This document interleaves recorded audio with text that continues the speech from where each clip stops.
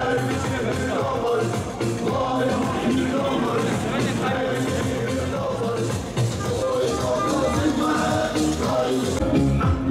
karı var, kareye hüdam var, Nazem'in hüdam var, millet bırakın bekar.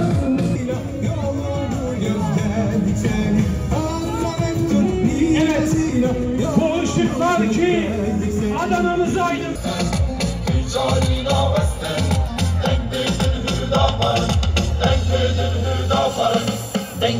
Bismillahirrahmanirrahim.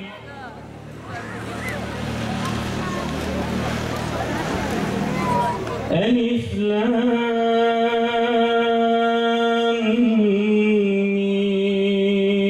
mim. Zalikel kitabu la raybe fih. Evet kıymetli kardeşlerim, dünyanın dört bir tarafındaki mazlumların Hüdapar'dan beklentisi var. Ülkemizin dört bir tarafının Hüdapar'a ihtiyacı var. Şehirlerimizin dört bir tarafının her bir karış toprağının Hüdapar'ın adaletine ihtiyacı var. Evet, ülkemizin, şehrimizin yaşlısının Hüdapar'a ihtiyacı var. Kadınların Hüdapar'a ihtiyacı var. Gençlerin Hüdapar'a ihtiyacı var. Çocukların Hüdapar'a ihtiyacı var. Öğretmenlerin ihtiyacı var. İşçinin ihtiyacı var. Esnafın ihtiyacı var değerli kardeşlerim.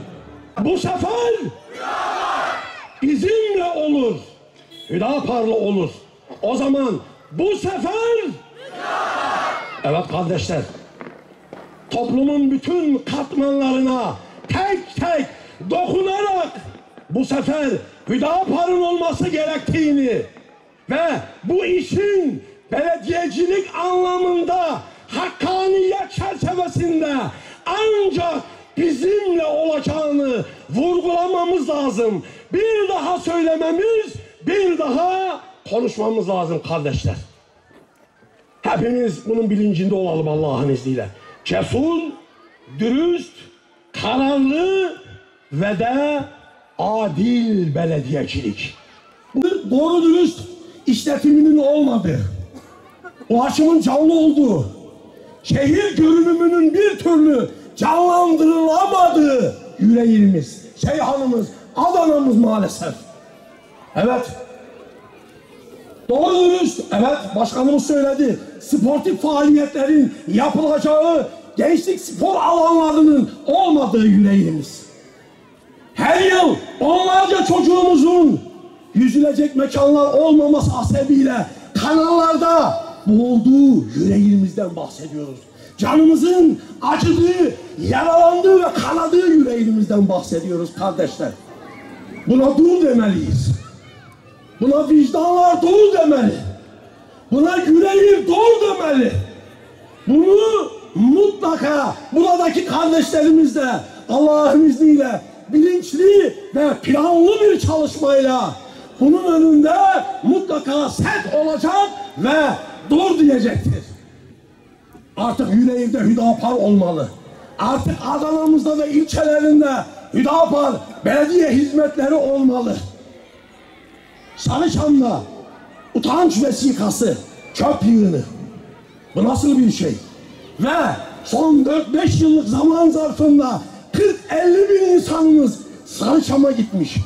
Ve bunun birçoğu bu çöpün etrafında toplanmış. Bu bir utanç tablosu. Olamaz. Ve herkes sessiz. Maalesef hiçbir adım da atılamıyor. Evet, metrodan şikayetlerimiz var. Ulaşımdan şikayetlerimiz var. Gençlikle alakalı projelerin yetersizliğinden şikayetimiz var. Çarpık kentleşmeden şikayetimiz var.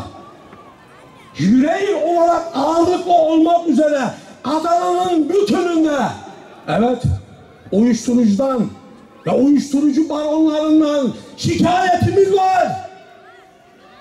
Çocuklarımız bir bir ellerimizden kayıp gidiyor.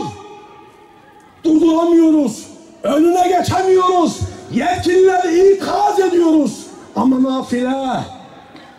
Olmaz, olamaz. Hüdapar bunu kabul etmez. Etmeyecektir de Allah'ın izniyle. Etmeyeceksiniz de. Her şey bu çarpık kentleşmeyle başlıyor. Sahipsiz dedi ya başkanım. Hüdapar bu çarpık kentleşme anlayışını güzel bir kentsel dönüşüm projesiyle Allah'ın izniyle hayra tebdil edecek, hayra dönüştürecektir. Hüdapar söylüyorsa yapar. Yapamayacağını da Hüdapar söylemez. Bu sebepten diyoruz Hüdapar'ın cesur, kararlı ve dürüst ve adil belediyeciliğine ihtiyaç var diyoruz. Evet kardeşlerim, içimiz yanıyor, içimiz acıyor. Başkanım kısmen ifade ettiler. Gazze'miz yanıyorken, İslam coğrafyaları yanıyorken, Filistin'imiz yanıyorken, kardeşlerimiz bir lokma ekmeğe muhtaç iken vallahi istinab ediyoruz, utanıyoruz.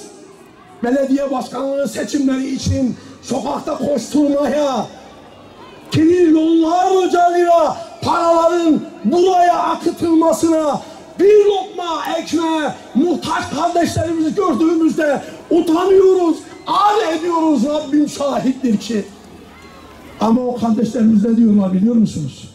Hayır. Gazze için Hüdapar elinden geleni yapıyor. Dua ise dua. Maddi manevi destek ise destek. Boykot ise boykot. Sizin belediyelere girmeniz lazım. Sizin belediye başkanları çıkarmanız lazım. Hüdapar'ın güçlenmesi lazım. Hüdapar'ın var olması lazım.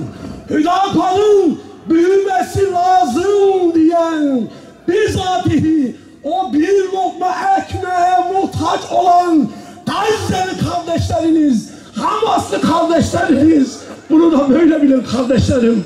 1 Nisan sabahı yüreği istiyoruz kardeşler. Seyhan'ı istiyoruz. Çukurova'yı istiyoruz. Sarıçam'ı istiyoruz. İstemenin bir bedeli var.